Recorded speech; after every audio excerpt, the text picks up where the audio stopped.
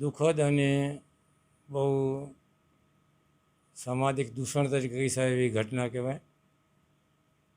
અને તેમાં પણ અમદાવાદ જેવું શહેર અને રીચ વિસ્તાર, જ્યાં રેસિડેન્ટ વિસ્તાર હોય, ત્યાં જે ગુનેગારે જે ગુનો આચર્યો એ પણ એક સિક્યુરિટી તરીકે એની ફરજ બજાવતા, ત્યારે મહિલા સુરક્ષાના નામે ચાલતી સરકારની દાવાઓ પોકળ અને નિષ્ફળ છે.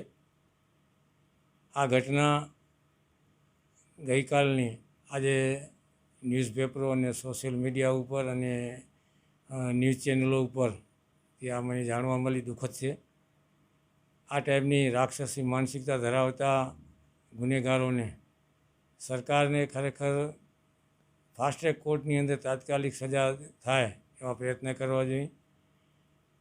આવી ગામડાઓમાંથી શહેરોની અંદર જતી દીકરીઓ પેન ગેસ્ટ તરીકે રહેતી હોય કે કોઈ જ સામાજિક કે સરકારી છાત્રાલયોની અંદર રહી જે શિક્ષણ પ્રાપ્ત કરતી હોય, એમના વાલીઓને આવી ઘટનાઓથી એક ડરનો માહોલ પેદા થાય, જેથી કરીને ગામડાની અંદર દીકરીને આવનાર સમયની અંદર એના વાલીઓ ઉચ્ચ શિક્ષણ માટે બહારે ભણવા માટે જતાં અચકાશે.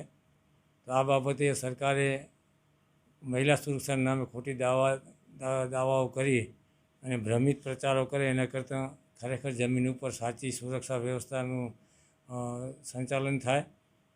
ત્યાંની પોલીસે તાત્કાલિક આ નોંધ લઈ અને ગુનેગારને ઝડપી એ અભિનંદનને પાત્ર છે.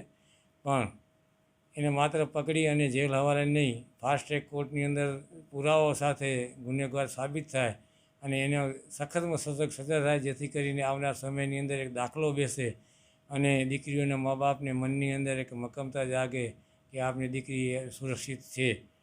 ત્યારે આ ઘટનાને હું વખોડું છું.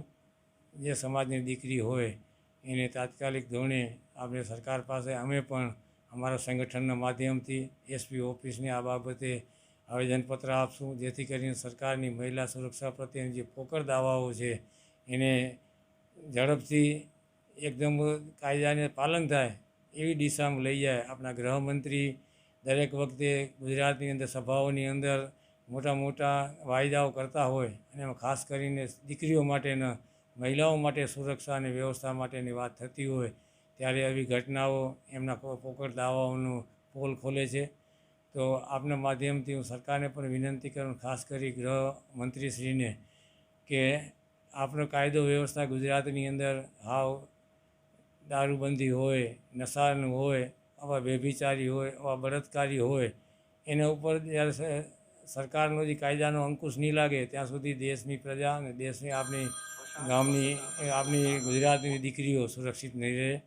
તો આ ઘટનાને એકદમ આદર પર લઈ અને તાત્કાલિક આ ગુનેગારને કડકમાં કડક સજા થાય અને જેથી દાખલો બેસે અને આવનાર ભવિષ્યની અંદર એવી ઘટના ન બને એના માટે આપણે જાગૃત રહીએ.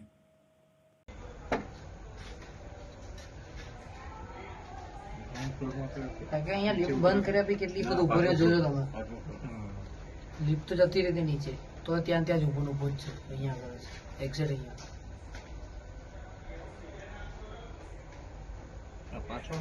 હા, લથડિયા થાય.